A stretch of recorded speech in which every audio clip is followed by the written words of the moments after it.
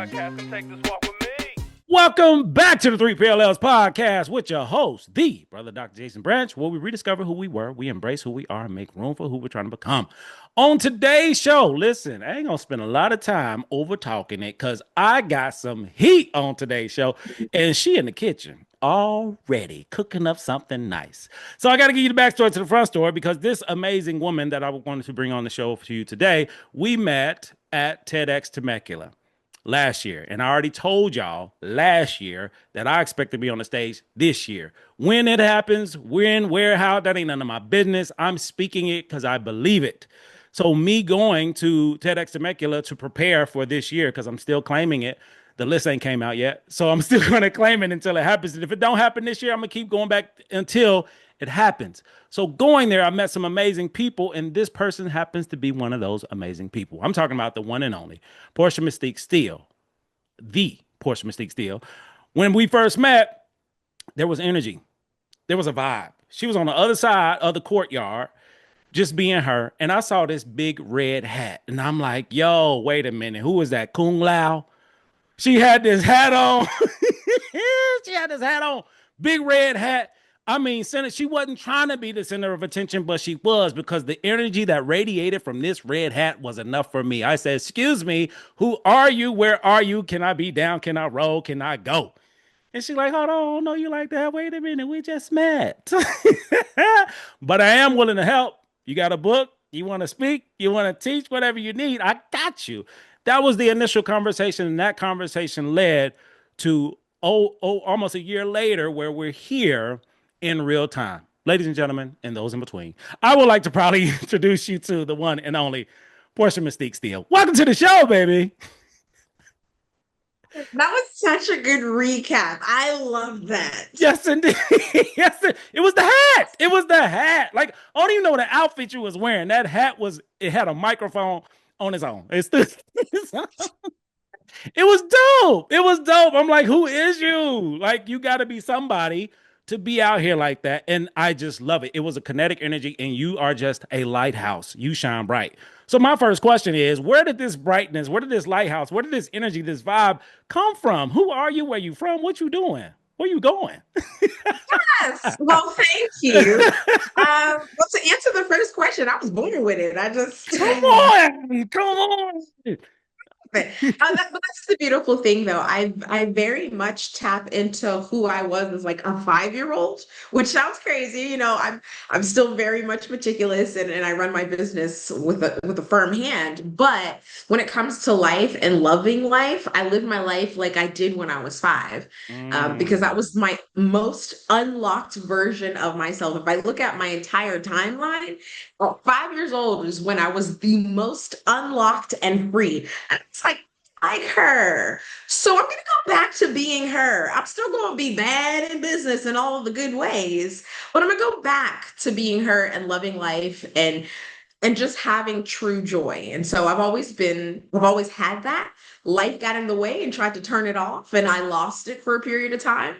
But when I rediscovered that was the energy that I fall in love with, I just jump right back. Oh my goodness. Right, oh my goodness. We are already in the basement because we're talking about healing. Because you're talking about healing where you are aware of that little girl, because she has no limits. She's going to do what she wants to do, how she wants to do it. And just you sharing about your journey without even sharing all of it, you lost the spark, and then you had to go find it back, which means, you know, I lost this idea based off of system structures and everything else around us, and you got it back. So it sounds like you are on a healing journey, and that comes from a lot of your maturity. So I'm hearing that maturity. I'm hearing the work that you've done. I'm curious, how do you maintain it? Like, to be this version of you and stand by it. Where did this come from? So can we go back to talk about when I lost the light? Let's go. Okay. So though I live in California, I'm originally from Pittsburgh. But when I was 16, my parents moved the entire family out to Cali, right? So from East Coast Pittsburgh to the Hollywood, right? So for me at 16, I really thought we were moving into LA. I didn't know that Marietta was not LA. Well, I'm like, yes, we're going to Hollywood. And because I've always been a bit of a bright light back in Pittsburgh, I thought this was like the opportunity for me to really shine and really grow. But Mhm. when we moved here, my father turned our family into a cult. So it all got shut down. I Mm. wasn't allowed to date, wasn't allowed to go to physical school. I had to do virtual schooling, wasn't allowed to leave the house without family, wasn't allowed unsupervised time on the internet. Like it was just total oppression for about 10 years. Mm. So in that time, we were, and I say we as in myself, my mom, and my siblings, we were all experiencing different levels of abuse, emotional abuse, physical abuse, sexual abuse, all at the hands of my father. So it Mm. was really a mind effort, you know what I mean? Like it Mhm. really messes Mhm. with your head. So I was in that space and I really just thought that this was it, right? This was going to be my life. My father was very adamant that nobody would ever leave. And the three who did leave, we were no longer communicated with them. We didn't even know if they were alive. We didn't know what happened. They just disappeared. And so they were gone. And I was just like, okay, well, this is going to be my life. So I'm going to make the most out of it. So what I started doing while the rest of the house was sleeping, it was a household of 10, and then it became nine. While the rest of the house was sleeping, I would sneak online at night to read books that people published to sites like Wattpad and Goodreads because I didn't have any money because couldn't go to school, couldn't go to college, couldn't get a job, couldn't do anything like that. So just reading these stories that people are uploading on those platforms, and I loved it because it taught Mm. me about the world that I was being kept from. And understand that this happened at 16, so my entire teen years were taken from me because we were stuck in this setting. So I'm learning so much about the world because they were being uploaded to those types of platforms, they were riddled with errors. And I've always been a Mhm. bit of a grammar police, even as a kid. So it was a struggle for me to get through some of these books. But I wasn't doing anything with my time. And I really thought that I was going to die in that space, right? And so Mhm. I just reached out to those authors and was like, hey, can I edit this for you? Doing anything. You don't have to pay me. It's just a way to keep my mind going. And they said yes, because who's going to say no to free editing? Come So on. I started editing those books and it was amazing. I loved it. And then I started to venture my way onto a language exchange website where I ended up meeting a guy who just happened to live in Nigeria. And because I had no history, I had no experience, I had nothing, I fell in love with dude in like a month. Like I saw his picture. I was like, he is fine. He is going to be mine. And I fell in love with him like right away. And then Mhm. he tells me, he's like, this editing thing that you're doing, you can make money off of it. And I was like, hey. So I created a profile on Upwork and I started just applying to gigs to be a freelance editor. So I Mhm. was getting them. I was scoring these gigs. So I started editing for companies and organizations all over the world. I was doing web copy, blog posts, social media captions. And then eventually I moved into the publishing space and I started editing books. Mhm. Fast forward a little bit in 2019, my eldest sister, who really got the worst of the abuse, one day was like, Portia, I can't do this anymore. Right. And she said emphatically, either I take my life or we leave. What Mm. she didn't know was that I was already editing and making a lot of money, and I had a man that I loved. So I had earned about $14,000 that I was keeping inside of a PayPal account because I didn't have a Wow. bank account because no bank would allow me to open up an account without going to a branch because this would have been my first bank account. And of course, I Mhm. couldn't leave the house to do it. So I just had PayPal. So I told her, I was like, listen, I got 14 grand in a PayPal account and a man on the outside. Let's go.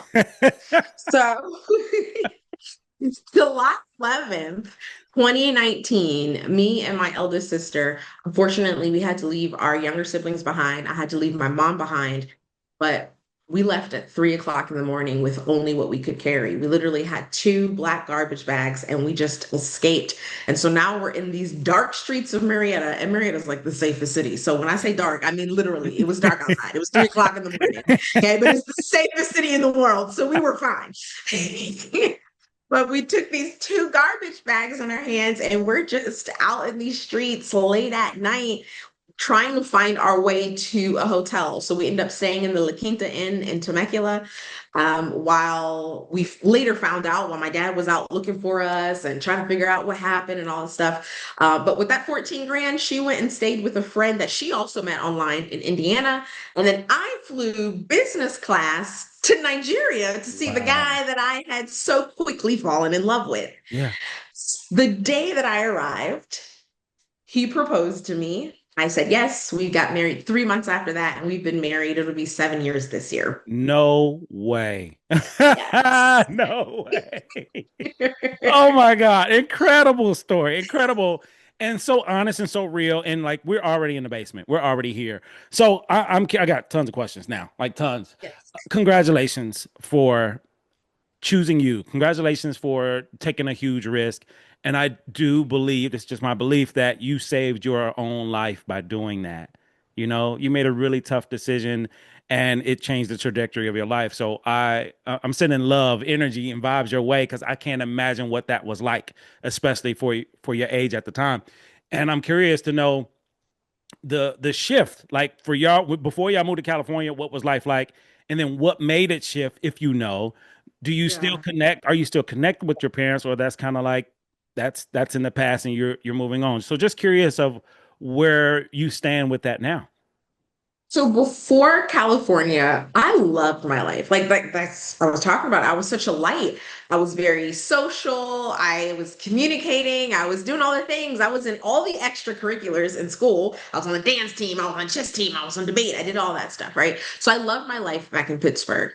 But my dad was into a lot of not so good stuff back then. He kind of ran the city in his own little way. So some things went down, and he needed to leave town, and that kind of prompted us to move to Pittsburgh. But I was always a daddy's girl, right? I was his number one. I was like, you know what I mean? Like I love my dad. My dad was in music. He was one of the most talented lyricists I knew, even at that young age, because I was always into hip hop. I knew like my dad was remarkable. So I was such a daddy's girl. But then when we moved to California, it was almost like a flip of a switch. And the only thing that I can attribute to that is that me and my sisters became of age. You know what I mean? Mm, So we started growing, we uh-huh. started to become a woman. And then Gotcha. I imagined that that was kind of the catalyst to make him say, Yeah. huh, Yeah, yeah. gotcha, gotcha. So now that you're on this other side and you're building, you're growing, you're changing, and Mhm. you're healing from those experiences from the past. And it also sounds like this experience that you had led you into this entrepreneurship career path that you're into. So if you could share with us that journey, like that's where you started and where are you now? What does that look like? Absolutely. So, the entrepreneurial side has always been there because my dad has always been a natural born hustler in every sense of the word. So he's always been very good at business, even if it was an illegal business. He's always been very good at that. So I inherited a lot of that know-how and the tenacity and the ambition. So when I left, and I had already had a client list because, I was working in secret back home. When I left, I was able to bring those clients with me. And so since I was in the publishing space, I really learned a lot about the publishing industry. And I was editing for an author who asked me to help him publish his book. And I told him no, because I don't know how to do it. And he said, I'm going to give you time and money to go out, learn the industry, and then come back and help me publish. So I took about 6 months and I did a deep dive in the independent publishing industry. I saw all the holes, all the gaps, all the scams, what makes it suck and what makes it awesome. And so then at that point, I went back to him, published his book, and that was his first number one best-selling book. In the 40 years it took him to write it, we Wow. got it done in 4 weeks. So we went from 40 years to 4 weeks. Woo! And when he just started crying, when I told him his Mm, book was live and it was number one, it hit me. And I hmm. realized, okay, this might be what I'm going to do for the rest of my life. So I was living in Nigeria. I lived there with my husband for 4 years. So while I was in Nigeria, I built my company, Mystique Publishing, which was a Montana-based company because you can do everything online, right? So I established my company in the state of Montana while living in Nigeria. I brought all of my former clients whose books I edited so that I could now publish them and then run the bestseller campaign for them. And I was able to grow from there. And in the first 2 years of living in Nigeria, I invested about $17,000 into my spiritual, emotional, and mental well being. So I got mentors, I took programs, and I started to undo a lot of the trauma, a lot of the brainwashing and rewiring of my brain so that I could be the woman that I wanted to be. And I basically gave myself a blank canvas. And luckily, I had a husband who he knew about everything that I was dealing with. And he kind of became my knight in shining armor and said, I'm going to let you figure you out. I'm still going to be here, but do what you need to do. And so now it was a blank canvas, and I could paint whatever I wanted on it. So the first 2 years built my company. I became an award-winning book coach that year. I delivered my TEDx talk in 2023. I scaled my business to six figures that first year of being incorporated. So we incorporated in 2021. By 2022, we were a six-figure business. And I just kept the ball rolling ever since then. I rebuilt my light and decided I was going to shine my light on every person I come across. Oh my goodness. Come listen. Listen. Hey, Maestro, let's work on getting a hand clap. I'm gonna need a hand clap to get some sounds here. Maestro is my producer, and Maestro makes it happen all day, every day. This is such an incredible story, and I'm so proud and thankful for you sharing it here.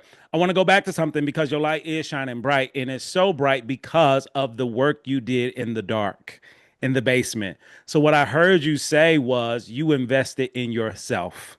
You took Mhm. time, you took money and invested in coaching and services and support to help you overcome what you were experiencing. I'm curious to know what made you make that decision of, I got to do something different. I got to dive into me. I'm going to spend this money. I'm going to take care of myself because a lot of people don't do that. A lot of people in your position would never do that, but you did. So I'm curious, what was it that made you decide this is what I need to do and I'm going to do it? And you did it. And there was a huge payoff from doing that. Tell us about it. Yeah, it really started with the fact that I was having nightmares about every night. Just about every night, I would have this dream that my dad was either killing me or killing my sister, or he was chasing us, he was coming after us, and it was really disrupting my sleep. And this was like right around the time where I started trying to build my business so I could officially launch it. And I'm like, I can't launch this business and have it be successful if I'm not getting any sleep. I'm still having these nightmares. I still have this fear. And then that fear was actually harming my marriage, and I didn't know. So because of what I experienced, there was a lot of distrust that I had in my husband, and it was ruining our communication. And then we got married just before COVID. So then lockdown happened.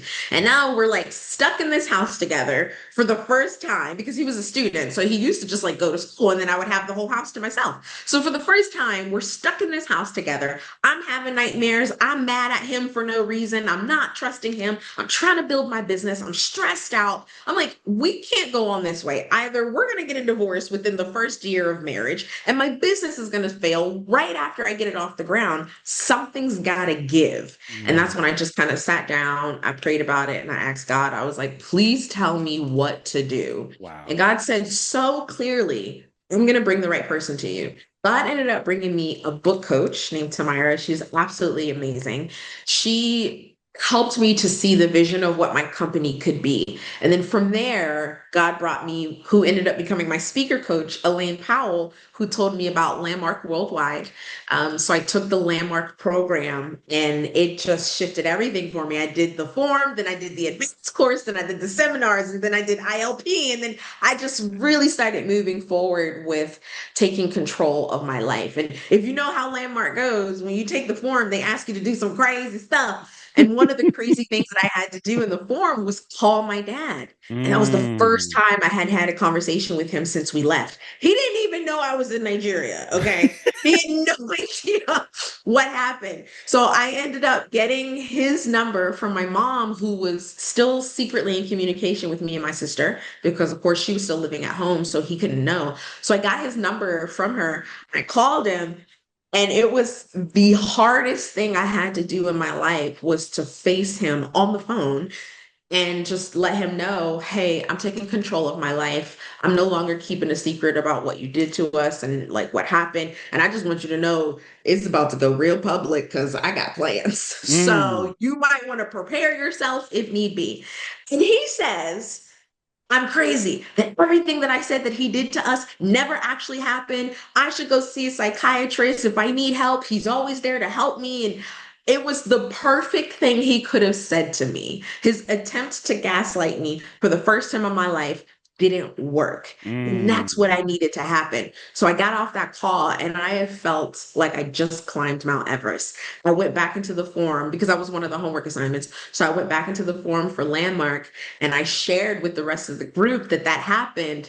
And I could sit back and feel like, wow, I'm Mm. finally free. So it was after that, after I completed the Landmark form, my nightmares stopped. I was no longer having that fear. And then that's when I just continued my journey through Landmark to continue to work on myself and build myself. Oh my goodness. Whew. The energy, the vibes, the healing, the growth, the investment, the transition, the transformation. It's incredible. And I appreciate you so much. And I can't say that enough because you don't have to share this. But for you to share it also speaks to your healing. For you to be okay with it and not break down speaks for how much work you've done. And in addition, this is a part of the breadcrumbs and ripples. For those who know, breadcrumb is the things that's all around us all the time, hidden in plain sight. A ripple is when you throw a pebble in the pond. It's going to make an impact from the moment of where it hits to the outer banks and back. So you just gave a lot of breadcrumbs and ripples. In addition to that, we are connected in other ways because I participated in Landmark Forum as well, and it was life changing for me. Also, Deborah, who's another guest that was on the show that I met at TEDx, she did the Landmark Forum as well. So, for those listening, if you've heard Landmark at least 3 times now, that means go look it up. Go find out because I'm not going to promote all of that because it's a whole nother world. But it's a world worth considering because of what it has the ability to do. So I appreciate you sharing that. We're connected because of the forum. Because once you do the forum, you'll never be the same again, and you speak a different language. You see things differently. So we're not getting any compensation for this for talking about it because Portia didn't know just like I didn't know that she Yeah. experienced it just like I experienced it. But anybody who does, there's an instant connection. There's synergy. There's energy because you know what that life was like. No matter when, where, how, why, you know what it was like. So this lighthouse, because that's the theme. I'm just hearing this lighthouse over and over again. Like, I'm so impressed by you because you've had several lifetimes. You've had several lifetimes that some people can't even have one of the stories that you shared. Not one. They 50, 60 years old. Yeah. So, how have you been able to not only shine this light, but keep shining bright and still curious about what else can I do? What else can how else can I grow and change? Because you removed any ceiling that you had. How are you able to do this? And what does this look like moving forward for you? Yeah, wow, that's a good question. So naturally speaking, okay, because I think there's two ways. One is natural and one is more intentional. So naturally, I have a lot of energy. It is really hard for me to slow down and sit still. So I'm always in this space of creating, building, going, and making stuff happen. I don't like delay and I don't like stagnation. Right. And so I think that is what allowed me to be successful in my career and in my business. I am quite young too. I mean, compared to some of my counterparts, especially in the publishing industry. So in 2023, LA Weekly said that I was the youngest Black female self-publishing expert in the US. So I did my research to find out how true that was, and it turned out that it was true. Let's And I was go. like, wow. So I really took that moniker and I was like, okay, I am young. And I knew I was because in the publishing industry, if you just look at panels, you'll see that it is quite colorless and they're significantly older than me, right? So looking at that, I already knew that that's the world that I was stepping into, which fueled my drive to just continue to go out there, kick down doors, damage status quo, and just continue to be who I am unapologetically. So that is natural though, because that's just how I am.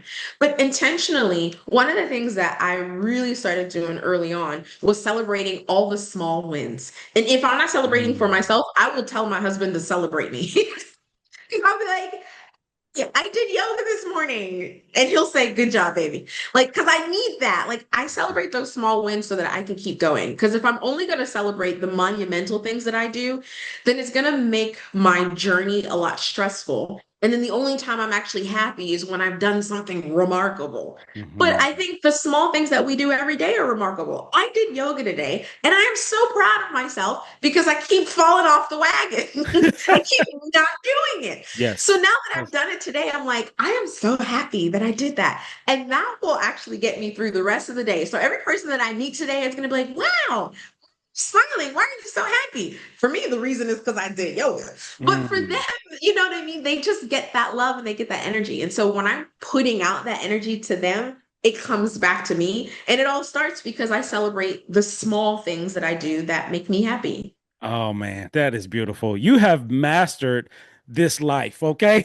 Please know that you've mastered it because what I mean by that level of mastery, you've mastered being Portia. That's what I mean by that. You figured out who you are, who you not, what you is gonna do, what you ain't finna do. And that to me is a level of mastery that a lot of people don't have. So I want to share because you're speaking like a gator. This is gator talk. Because the difference between the salamander and the gator, salamanders do not celebrate at all. If they Mm. do, it's for somebody else. Weddings, graduation, promotion, whatever. You've decided not only am I going to celebrate, I'm going to celebrate every day because I'm celebrating small wins on a micro level. That is unheard of for most people. And I say that Mm. because this is what I teach and this is what you already do. And you ain't even know I Yeah. teach this. You know what I'm saying? This is what I mean by mastery. You figured you out because you Yeah. had to. You had to. You didn't know. And again, I'm going to fill your room up with these flowers because you need them. Okay. You already told me you like the compliments. I'm finna give it to you. I'm finna fill your cup. Hey, husband, I'm helping today, boo boo. Let's go. Get it. So this what everything you shared, it speaks volumes to who I first met.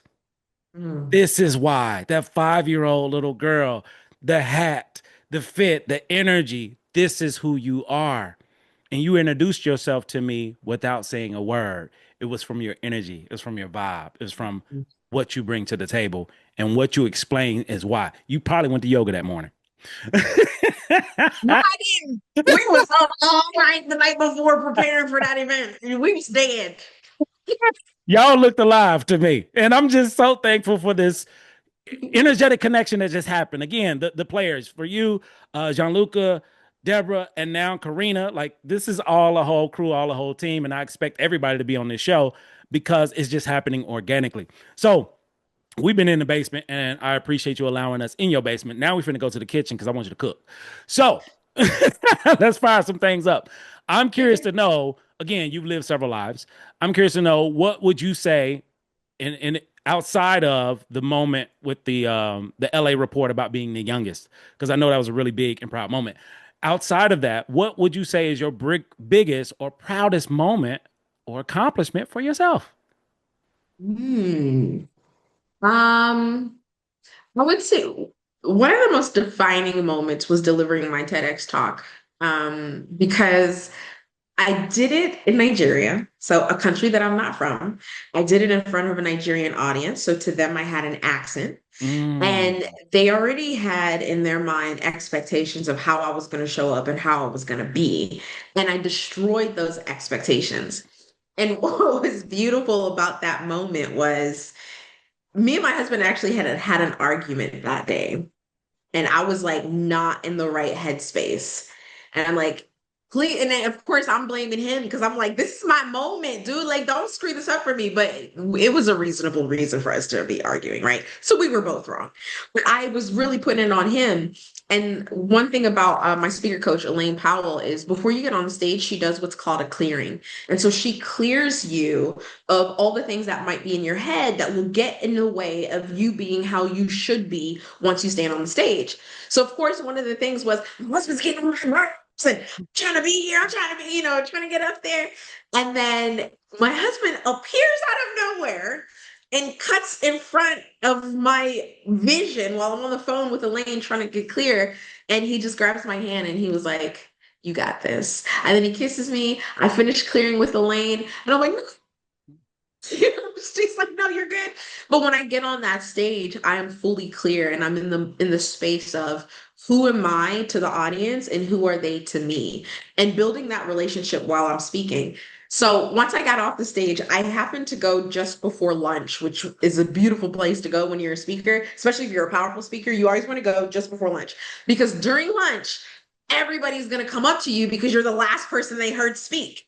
So I Mm. get off the stage, they break for lunch, and now I have all these people flooding to me talking about it's amazing. And, I really got to connect with them. That's the first time I got bit by the bug because that was the first physical stage I ever spoke on. All other stages were virtual. I never physically delivered a talk on a stage before, except for that one. I got bit by the bug. I was like, damn, this is it. Like, this is the thing. This is what I'm gonna be doing. And the only other time I had that was when the author was crying and he told me, thank you for publishing the book. So that was a defining moment to make me say I'm doing this forever. And then the TEDx stage was the moment where I realized I was gonna be speaking for forever. That reset my brain and it put me on a different path. And I'm like, everything that I'm going to be doing from here on out, I'm gonna have a mic in one hand and a book in another, and I'm gonna have the entire world in my heart as I go forward. Come on, you preaching, okay? You preaching out here. You I'm here said, for look, it. I, I'm cooking. I told y'all what she was gonna do. I already told y'all, okay? I already told you. So this is so powerful, and I'm writing notes because I'm writing some pro tips and some life work because, and I want to share this twice. So this is the first time you heard her say, "Speak before lunch." If you are a speaker, a pro tip: speak before lunch. You just gave that to me. For real. I'm finna do that every Yes. time. So, diving into the next question, I'm curious to learn because you've lived several lives. What have you learned about over all these years and all you've seen? What have you learned about people and what have you learned about yourself? Ooh, ah. Okay. Okay, about people. Twofold. Okay. One, you have to understand the difference between a supporter and a cheerleader. Okay. That was the biggest thing that I learned, which honestly, I've only learned this recently. But once I have figured it out, I was able to go back through my life and see where that actually shows up and like being able to analyze that. So there's going to be tons of cheerleaders in your life. Those are the people that are on the sidelines, like, let's go, let's go. But the supporters are the people who are on the field playing with you, helping you to carry the ball, helping you get to the end zone. Sorry, I'm a football girly. Okay. So that's going No, to be on my analogies. no apology needed. No apology needed. So I didn't know that, right? So throughout my career, I was giving a lot of time, money, and energy into cheerleaders. And the biggest thing I had to learn was don't pay for a cheerleader. Pay Mm, for the people that are going to be on the field with you, running the ball with you, getting tackled with you, willing to protect you as the quarterback. Those are the people that I want to invest with. And then, I had some moments where that was a lesson that I needed to learn, and I only learned it like a couple months ago. Like if I had known it before, it would have saved me a lot of trouble, a lot of pain, a lot of heartache with people that I thought were down a ride for me, putting a lot of energy and effort and money into bigging them up because I wasn't a cheerleader for them. I was a running back or I was a wide receiver for them. So I'm out there getting hurt for them, but they weren't on the field with me when it was mm, time for me to carry the ball. mm. They were on the sidelines, like, you go, girl, you got this. And I don't need that. I Yes. do that on my own. Woo, I am my own cheerleader. let's go. So I need people on the field with me. So that was the number one thing that I've been learning recently about individuals. And so the goal, I think, in life is to identify who's a cheerleader and who's a team player. Mm, Once you make that choice, you're good. So I've learned that uh, about people. The woo. thing that I learned about me, Uh-huh. oh, what did I learn about me? That's heavy. We back in the basement. I thought we was gonna hang out in the kitchen. We back in the basement No, already. no, we got to go back to the basement because I think so. This might sound egotistical, but just hear me out, okay? Okay. So I think the concept of being humble is broken. Woo, woo. Hold on, time out. To the listeners, and I'm talking about you. First name, your last name, ass. Okay. I need y'all to get y'all notebook because Porsche finna hit you in the head with a honey bun. I don't know what's coming, but I know it's gonna be hot. Get your notebook. If you don't have a notebook, Gator Scales Journal is available now. Pick it up. So please hit these folks in the head with a honey bun. I know you're gonna go somewhere. Yes. So the concept of being humble is broken because in business they tell us that you should be humble. You shouldn't be egocentric. You shouldn't be out there in the world being quote unquote arrogant or overly confident because it puts people off. And so when we take on that concept of okay, I need to be humble, what we internalize that as is when somebody gives you a compliment, you say, "Oh, really? Like, thank you so much. You think I did good?" Or when you know you did something good, you don't go out and say that you did a good job. You try to be humble. You try to say, okay, well, yeah, it was fine. It was good. That's dumb. The thing that I had to learn about myself was I am not humble. I have never been humble. Even as a kid, I wasn't humble. I was kind. I was nice, but I wasn't humble where I would lower myself or dim my light to make somebody else feel good. My light is going to shine as bright. And what brings me joy is knowing that I'm a bad bitch. Excuse my language. Yeah. That's Oh, what I'm sorry. You're on the right. So you can cuss. You can do all that. Okay. okay, okay. Good. So that feeling feels good, but the beauty of it is also recognizing when somebody else is a bad bitch or when somebody else is doing amazing. So the concept of being humble, I think, needs to be reframed in that you recognize that you are incredible, but you know that other people are too. What makes you an egotistical person or a narcissist or arrogant is that you think you're the only one who is good at what you do, or you're the only one that can stand at the top. I don't believe that. I think we can all stand at the top, but guess who's definitely going to be there? Your girl. Let's That's go. what I'm saying. Talk that shit. Okay. Talk it. This is the show for it. And I don't think there's anything wrong with what you said because you're in good company. I feel the same way. And we are what we say we are. And you're absolutely right. Who gonna tell you different? And if they do, it's just their opinion. And opinions are like armpits. You got one or two, and some of them stink. So That's so good. I like that. let's I'm stealing that. go. This you can have it. Don't none of this belong to me. None of it. Okay. This is Okay. God. This is God. God gave me this. I'm just giving it away. So you are killing the game right now, Mike Myers. So we have too much fun on here. I'm curious because you already just filling cups today. You are filling cups. I'm curious about a word, phrase, memory, or moment that has stuck with you personally or professionally. Yeah, Ooh. we going there. I'm keeping you on your toes now. Let me see. Word, phrase, or moment that has stuck with me. Man. Oh man, you should have given me more time. Okay, let me think about Oh, this. no worries, no worries. Take your time. Word, phrase, or moment that has stuck with me. Okay, so a lot of this you'll hear this woman's name coming out of my mouth all the time, Elaine Powell. Mhm. So Elaine Powell was my speaker coach. I signed to work with her before I delivered my TEDx talk. I didn't know what TEDx was until I heard her speaking about it, and I was like, "That's like something I should do."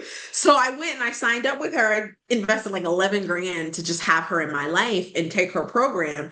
She didn't know that once I was in, she wasn't gonna be able to get rid of me. So I'm like, you my pseudo mom, okay? I'm your adopted daughter. That's how Yes, this indeed. relationship is gonna work for as long as I live. I just want you to know that. Mhm. And she didn't back down, but I went to Atlanta. She used to live in Atlanta, and I went to Atlanta for a conference, and she let me stay with her while I was there. And I didn't know what I was getting into. See, Elaine Powell is also a landmark graduate. She is very much in the world of excellence and refinement, and that is who she is. And I thought that's who I was too, until I stayed with her for about a week, staying in her house and seeing how she maneuvers and seeing how she plans her meals and how she moves through her day and how she networks. We went to a networking event and how she moves in those spaces. I'm like, this woman is on a level of refinement that I thought I was on that I'm not even close to. So I tell her, she's like, and she's very clear. She's like, I love you. So everything I tell you is going to come from a space of love. That's the thing. Like Elaine will give you a 1-2 punch and then hug you afterwards. You know what I mean? Like Mm. that's the type of coach that she is. One of the things that we did was we went through my wardrobe of all the things that I packed to go to this conference in Atlanta. She's picking stuff out. No, no, no, this don't work. This don't work. If you want to be in a room with millionaires, you got to look like a millionaire. And you can't do that with these little pieces that you got right here. And I was like, Mm. damn, Mm-hmm. what? So then we ended up walking. For those who are in Atlanta, they'll probably be mad at me. I don't remember what it's called, but it's like this really long walk area where it's like an inside food court type of thing. Anyways, we're walking along, and I had just moved into my apartment in California and it wasn't furnished yet. So she took me to a furniture store and it felt almost like a test. And she says, what are some things that you would pick out to furnish your home? And I'm like, girl, you my speaker coach. Talk about how I'm gonna furnish my house. Understand, but it's a Mr. Miyagi moment, you know what I'm saying? So I'm like, okay, fine. So we're going through and we're picking this out and picking that out and picking that out. And what she's doing is she's looking at what my eye is gravitating toward. That's what she needed to refine was my eye. And then so she Mm. starts picking out stuff and she's telling me why this works and what this looks like and what this feels like and the energy behind it and the motion that it gives you. And she's just pouring into me. At the end of the week, by the time I go back home to California, I'm different. And just like, and I say a Mm. week, but I was with her for like 5 days Yeah. or 5 nights, right? 4 days, 5 nights. Uh-huh. I go back home and I'm looking at California completely different, Wow. right? And my apartment is still so beautifully empty. And I'm like, I now have this eye that she has given me that changed everything. So when I started furnishing my apartment, I was looking at more of an elevated pieces, right? Mm-hmm. So I was intentional about what I wanted my couch to look like, the hangers that I was going to have in my closet. And not so much because I want to be bougie, but because your environment will dictate what you produce in life. And I'm like, I'm trying to write books for millionaires. I Mm-hmm. got to live the way they would live, not financially, but just in the air of it, the air of excellence, the air of refinement. And it changed everything. It changed the language of my sales calls. It changed how I was showing up on stage. It changed how I would come out to a song when I'm doing my walkout for the stage. It changed everything. That year, I 3x'd my revenue Mm. because she changed the way I saw the world. That moment, that 5 nights that I was with her was That was it. everything.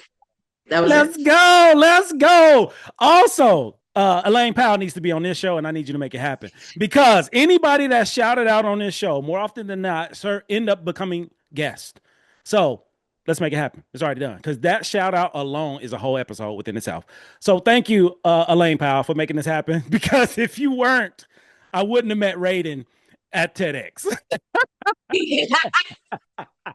For those who don't know, if you're in the Mortal Kombat, y'all getting this. For those who don't You know, gotta know. go watch it. I'll Okay. teach And this is you. You this is all love. This is all love because I love Mortal Kombat. And again, who you are and what you brought to the table. You came here to win. You came here to cut throats. You came here to chop heads off, literally, just by being you.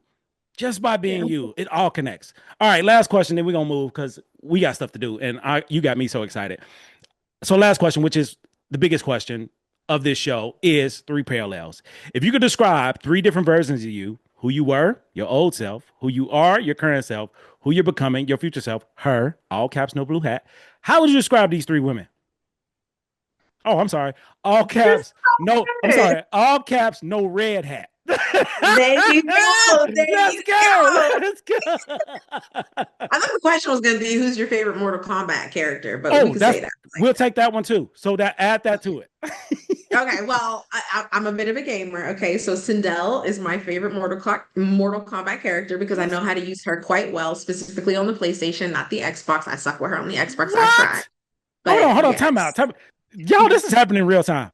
I didn't know me and Portia have a love for Mortal Kombat and games. I didn't even notice till right now.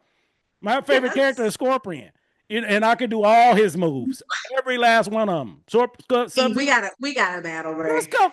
I love Scorpion, but his moves are a little too repetitive. If I Hey, bring out the whip, you know how listen. she do, you know what I mean? The little Last whip. last time I checked, consistency is key. That's what you told me. Now, that's what you told I know me. his moves too well. As soon as he put that hand out, I'm a duck. You know what I mean? And I'm a Listen. sweet kick, and then Oh, I'm doing y'all, all the y'all, y'all hear things. the y'all hear the shit talking. Okay, we're gonna have to bring this thing live. We're gonna have a live podcast playing Mortal Kombat, whooping each other ass. Okay. Oh, okay. I'm sorry. Hey, three No, no. parallels. So, who I was, who I am, and who I'm becoming. Yes. Yes, yes. Okay. So, who I was. Well, I was so many different versions of myself compared to who I am now. But I will say, who I was that I no longer want to be Ooh, ooh, ooh. is Hold on, real quick, that. real quick. Oh, sorry. I also kick people off this show for doing exactly what you're doing right now, turning tables over, snatching folks' wigs and edges. Okay, that's what you're doing. I'm so sorry. I'm kicking them off. Listen, I got a Uber Black on the way to come pick you up when we finish this. Come on, let's go. You gotta go. You gotta go. So sorry. Um, yes, okay. So that person, she was subservient to a fault.